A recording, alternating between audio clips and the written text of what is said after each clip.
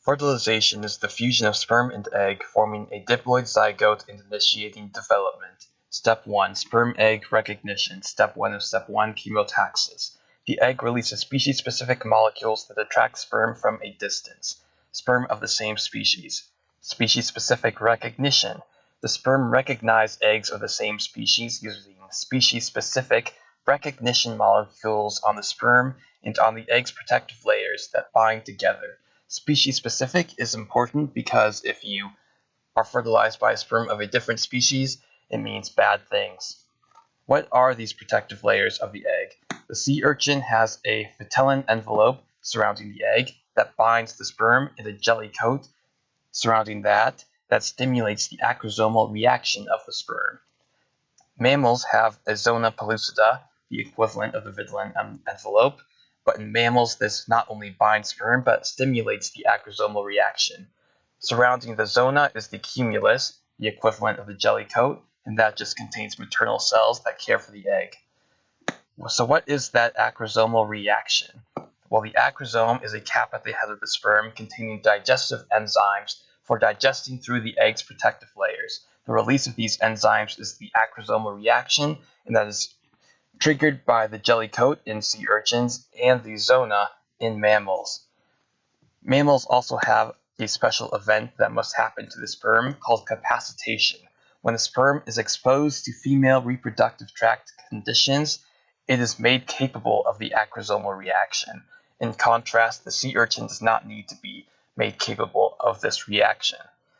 This quality of the mammalian sperm is important in vitro fertilization because the doctor must recreate the female reproductive tract conditions for the sperm to capacitate and thus for fertilization to occur.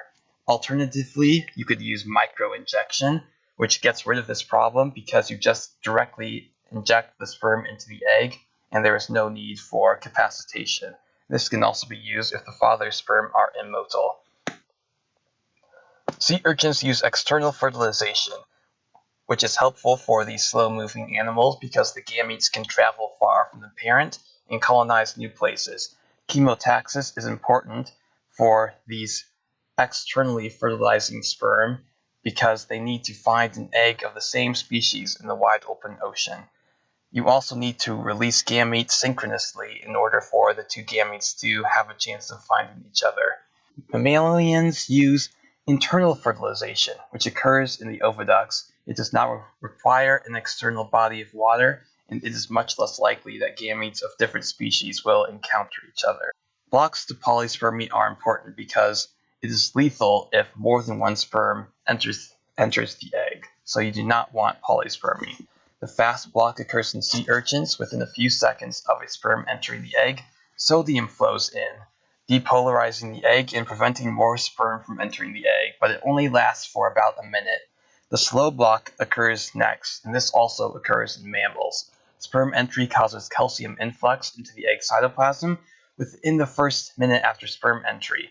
This causes cortical granules right under the plasma membrane to exocytose their enzymes, which degrade the sperm binding molecules on the vitelline envelope or the zona pellucida, preventing further sperm entry permanently. In sea urchins, there is an additional aspect of the slow block. This is the formation of the fertilization envelope, which is when the vitelline envelope separates from the egg and is hardened by the enzymes in the cortical granules. The complete list of steps in fertilization. The ones in blue are common in sea urchins and mammals. The sperm finds an egg by chemotaxis. In sea urchins, the jelly coat stimulates acrosomal reaction. The sperm binds vitelline envelope, allowing it to fuse with the egg. The sperm nucleus and centriole enter the egg. Fast block, slow block, and then the pH rises, stimulating development to begin. In mammals, capacitation must first activate the sperm. The sperm finds an egg by chemotaxis, just like in sea urchins. The sperm then swims through the cumulus surrounding the egg, and then the zona pellucida binds the sperm, stimulating the acrosomal reaction. The sperm digests through the zona, allowing it to fuse with the egg. Then the sperm nucleus and centriole enter the egg. The slow block occurs. the egg undergoes its second meiotic division, which occurs at this point in mammals, and then the pH rises, stimulating development to begin. There are some eggs that can develop without being fertilized. This is called parthenogenesis. For example, it occurs in male ants and bees because the males are formed when the queen ant or bee does not fertilize an egg. It also occurs in parthenogenic lizards and also hammerhead sharks.